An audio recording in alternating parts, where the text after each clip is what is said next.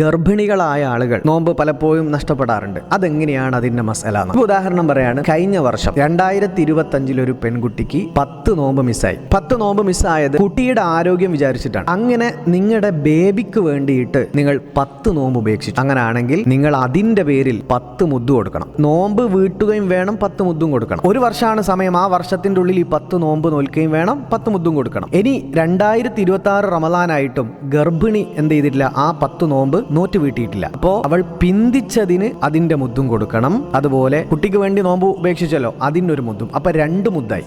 ഒന്ന് ഓൾറെഡി കുട്ടിക്ക് വേണ്ടി നോമ്പ് ഉപേക്ഷിച്ചതിന് മുദ്ദുണ്ട്. രണ്ടാമത്തെ മുദ്ദ് ഇങ്ങനെ വന്നു. 11 മാസമാണ് സമയം. ആ 11 മാസമായിട്ടും നോമ്പ് വീട്ടാതെ ഈ റമദാൻ വരെ പിന്തിപ്പിച്ചു. ആ പിന്തിപ്പിച്ചതിന്റെ ഫലമായിട്ട് ഒരു മുദ്ദ് എക്സ്ട്രാ. ആ മുദ്ദടക്കം ഒരു നോമ്പിന് 2 മുദ്ദ്. അപ്പോൾ എന്ത് ചെയ്യണം? 10 നോമ്പിന് 20 മുദ്ദ് നമ്മൾ എന്ത് ചെയ്യേണ്ടി കൊടുക്കേണ്ടി വരും. സ്വന്തം ശരീരത്തിന്റെ കാര്യം ഭയന്നുകൊണ്ടാണ് ഒരു പെണ്ണ് നോമ്പ് ഉപേക്ഷിച്ചതെങ്കിൽ ആ പെണ്ണ് മുദ്ദ് നിർബന്ധാവില്ല. കുട്ടിക്ക് വേണ്ടിയെങ്കിൽ മാത്രമേ മുദ്ദ് നിർബന്ധാവൂ. സ്വന്തം ശരീരവും കുട്ടിൻ്റെതും കൂടി ഭയന്ന്, രണ്ടും കൂടെ ചില സിറ്റുവേഷൻ അങ്ങനെ ഉണ്ടാവും. മുദ്ദ് നിർബന്ധമല്ല. പ്യുവർലി കുട്ടിയുടെ കാര്യം മാത്രം ആലോചിച്ച് നോമ്പ് ഉപേക്ഷിച്ചെങ്കിൽ മാത്രമേ മുദ്ദ് നിർബന്ധാവുകയുള്ളൂ. ഇതെല്ലാവരും എല്ലാ ആളുകളിലേക്കും ഷെയർ ചെയ്ത് കൊടുക്കുക. നമ്മുടെ പ്രകാശതീരം സ്റ്റാറ്റസ് വീഡിയോ എങ്ങനെയാണ് കിട്ടുന്നത് എന്ന് ധാരാളം ആളുകൾ ചോദിക്കാറുണ്ട്. താല്പര്യമുണ്ടെങ്കിൽ, കമ്മ്യൂണിറ്റി ആയതുകൊണ്ട് നിങ്ങളുടെ നമ്പർ മറ്റാരും കാണൂല. ഈ നമ്പറിൽ നിങ്ങൾ മെസ്സേജ് അയച്ചു കഴിഞ്ഞാൽ നിങ്ങൾക്ക് ആ ഗ്രൂപ്പിലേക്കുള്ള ആക്സസ് കിട്ടും. അല്ലാഹു സുബ്ഹാനഹു വ തആല വിജയിപ്പിക്കട്ടെ.